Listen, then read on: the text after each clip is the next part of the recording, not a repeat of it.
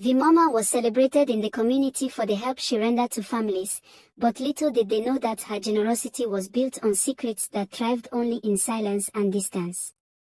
In Lagos, the woman everyone praised did not exist.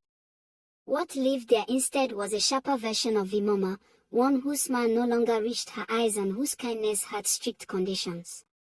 By morning, Abigail and the other girls were awakened before dawn and lined up like possessions being counted.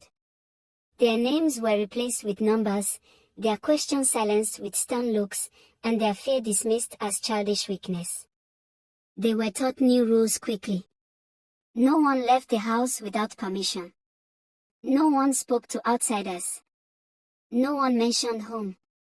Any girl who cried too much was locked away until she learned to keep her pain quiet. Vee Mama called it discipline, reminding them that success required sacrifice, and that their families were already enjoying the rewards of their obedience. Abigail soon noticed that some girls disappeared at night and returned at dawn, their eyes hollow and their bodies heavy with exhaustion. Others never returned at all. When she asked where they went, an older girl pulled her aside and whispered that questions were dangerous, and that survival meant learning to endure without understanding. Days turned into weeks, and the heaviness Abigail had felt since drinking from the calabash grew stronger. She felt bound to the house, to Vee Mama's voice, to promises she could no longer remember clearly. Even her memories of home began to blur, as though the village, her parents, and the life she once knew were fading into something unreal. Meanwhile, back in the village, Abigail's parents walked taller. They received money wrapped neatly in envelopes and told neighbors their daughter was doing well in Lagos. Each gift from Vee Mama reinforced their gratitude and erased any doubt that tried to creep in. Poverty had loosened its grip on their household, and that was proof enough that everything was fine. But in the quiet moments of the night, as Abigail lay staring into darkness thick with regret and fear, she understood the truth that no one had warned her about, that some doors, once opened by desperation and trust, did not lead to opportunity, but to cages disguised as favor.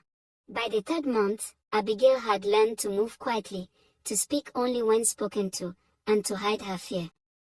Every day was a struggle, chores never ended, whispers of missing girls filled the halls, and Vee Mama's sharp eyes never left them. But Abigail's mind never stopped looking for a way out. One night, while sitting in a corner of the house, she heard Vee Mama talking faintly on her phone. And out of curiosity mixed with fear, she crept closer. She heard Vee Mama talking to someone she addressed as Chief. They talked at length. Vee Mama apologized and promised to get him a much younger girl for the red deal. Red deal?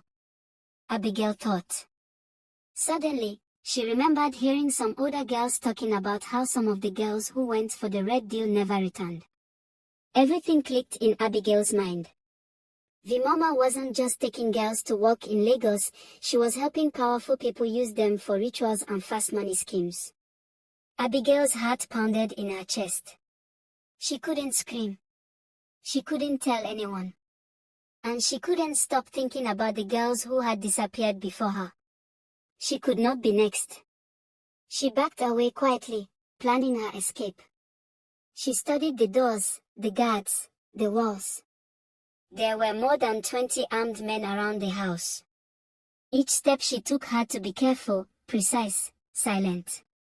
Every wrong move could be her last. Alone in her room later that night, Abigail traced the paths she had seen, memorized every detail of the house, and pictured a single goal: freedom. She would have to act by herself, and she would have to be smart. She could not allow herself to become part of the red deal. She could not become one of Vee Mama's miracles. Outside, Lagos slept, but inside the walls of Vee Mama's house, Abigail's mind raced. Fear mixed with determination, and for the first time since she arrived, she felt the stirrings of a plan that might just save her life.